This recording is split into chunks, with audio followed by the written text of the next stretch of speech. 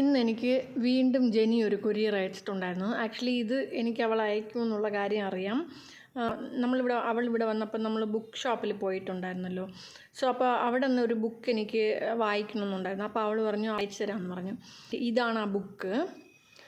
So ഈ book ഭയങ്കര heart touching ആയിട്ടുള്ള ഒരു ബുക്കാണ് എന്നവൾ പറഞ്ഞു. ഞാൻ വായിച്ച് നോക്കണം. ഇനി തമിഴാണ്. എന്നിട്ട് അതിലും അവൾ എന്നെ ഞെട്ടിച്ചു. അവൾ അന്ന് വന്നപ്പോഴൊരു ലിപ്സ്റ്റിക് ഷെയ്ഡ് ഇട്ടിട്ടുണ്ടായിരുന്നു. സോ അപ്പോൾ അത് ഞാൻ ചോദിച്ചപ്പോഴേ അവൾ പറഞ്ഞു അവൾ കൊണ്ടുവന്നിട്ടില്ല, റൂമിലാണ് വെച്ചിട്ട് വന്നിട്ടുള്ളത്. അവൾ അന്ന് റിട്ടേൺ പോവുകയാണ്, അതുകൊണ്ട് ഞാൻ എന്തെങ്കിലും വരുമ്പോഴേ കൊണ്ടുവരാമെന്ന്. സോ അവൾ അത് മറക്കാതെ എനിക്ക് ഇതിൽ തന്നെ പാക്ക് ചെയ്ത് വെച്ച് അയച്ചിട്ടുണ്ടായിരുന്നു. അതുപോലെ തന്നെ ഞാൻ ജസ്റ്റ് ബുക്ക് അങ്ങനെ സ്ലൈഡ് ചെയ്ത് നോക്കുകയായിരുന്നു. ജസ്റ്റ് അങ്ങനെ ബുക്ക് ഇങ്ങനെ വെച്ച് നോക്കുമ്പോഴാണ് അതിൽ വൗച്ചർ വെച്ചിട്ടുണ്ടായിരുന്നു. അതായത് നമ്മൾ ട്രെൻഡ്സിൽ പോയിട്ടുണ്ടായിരുന്നു.